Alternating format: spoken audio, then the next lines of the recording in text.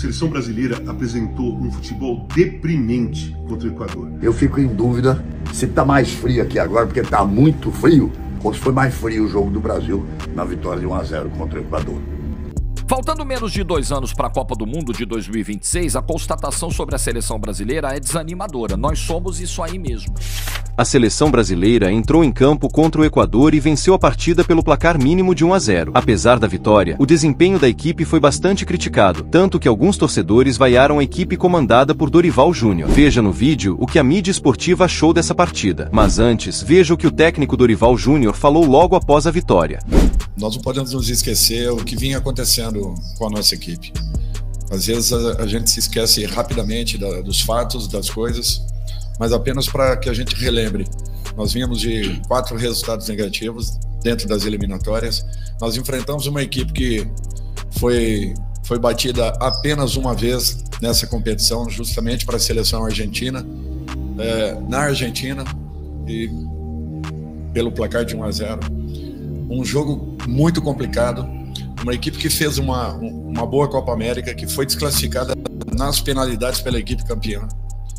Então eu acho que as pessoas têm que ter um pouquinho de consciência da situação que nós estamos, da montagem de uma equipe, de uma nova equipe, do primeiro tempo que nós fizemos, buscamos o resultado, fizemos alterações no segundo tempo para mantermos aquilo que construímos na primeira etapa. Nós não fizemos nenhuma alteração para que a nossa equipe guardasse esse resultado. Ao contrário, nós ainda queríamos mais.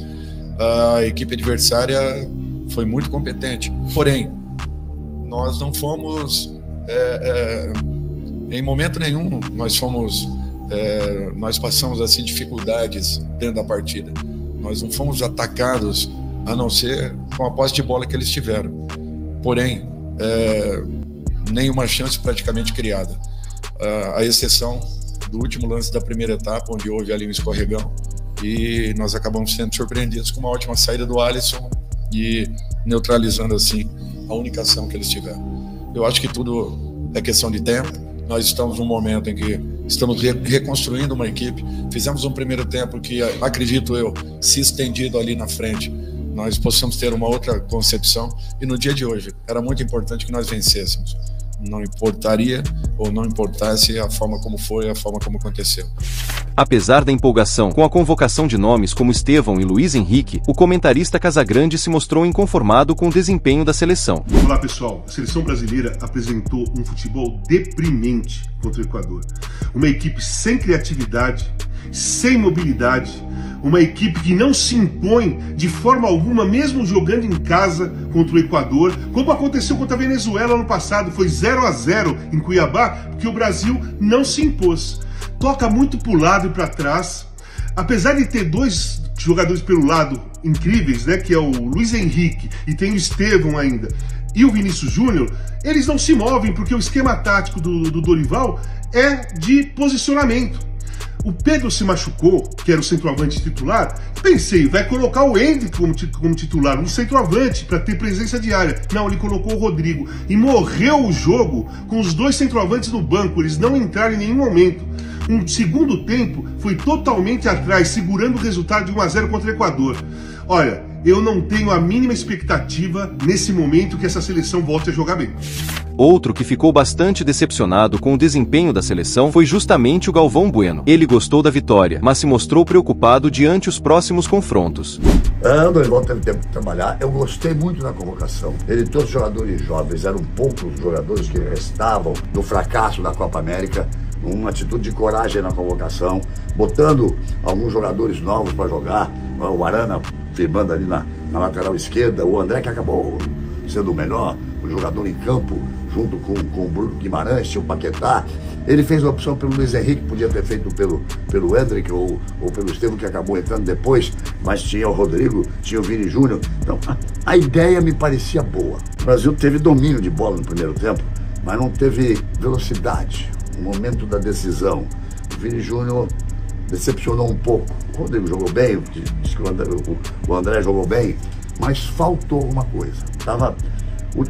O time ainda é frio, o time ainda não consegue encantar. Por isso, algumas vaias no segundo tempo, quando, depois das alterações, o rendimento até piorou e a seleção teve dificuldade para sair da marcação alta ali do Equador, que criou umas duas, o Dorival que não passou nenhum risco, mas criou assim, pelo menos umas duas oportunidades por ali. Mas há que se concordar com ele que é uma questão de tempo para melhorar. Eu dou uma situação muito ruim, de 4 jogos sem resultado nas eliminatórias. Estava na 6ª posição, deu um pequeno passo à frente, porque ganhou do Equador, estava imediatamente à frente e também foi ajudado pela vitória da Bolívia em cima da Venezuela, pulou para a 4ª posição. Não é a posição do futebol brasileiro. Vamos ver o que vai acontecer no jogo, na terça-feira, no Paraguai, contra o Paraguai. Também ouvi de que ele poderia ter sido mais ousado nas alterações no segundo tempo, mas, vamos lá, trocou o Arana pelo Wendel, uma opção dele de momento de jogo. Ao tirar o André e botar o João Gomes, ele tira um jogador que é mais vertical para um outro que é mais horizontal, mas que marca mais. Mas por quê? Porque tira o Bruno Guimarães, coloca o Gerson para tentar dar mais criatividade, mais volume de jogo ofensivo, um volante ofensivo que possa pisar mais na área. Mas aí ele traz o Rodrigo para trás e tira o Luiz Henrique. Ao colocar o Estevão, ele fica com o Vinícius e faz uma alteração que é mais ofensiva ainda, né? Porque coloca o Lucas no lugar do Paquetá. Então vai para um 4-3-3 com o Rodrigo sendo o terceiro do meio campo, que é praticamente quase um 4-2-4. Tentou. Funcionar, não funcionou. Então é uma questão de tempo, de se aguardar. Eu, se estivesse narrando o jogo, comentando o jogo, eu diria que o Brasil jogou um feijão com arroz. O Brasil jogou trivial.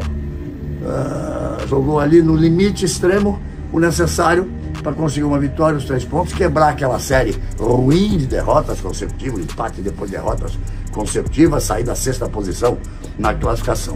Então, se tivesse que dar a nota, 6.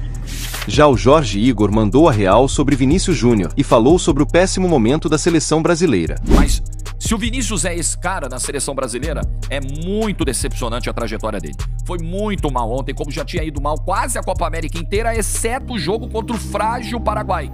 Paraguai que teremos pela frente na próxima terça-feira. Então é o ponto número 1 do momento em que estamos.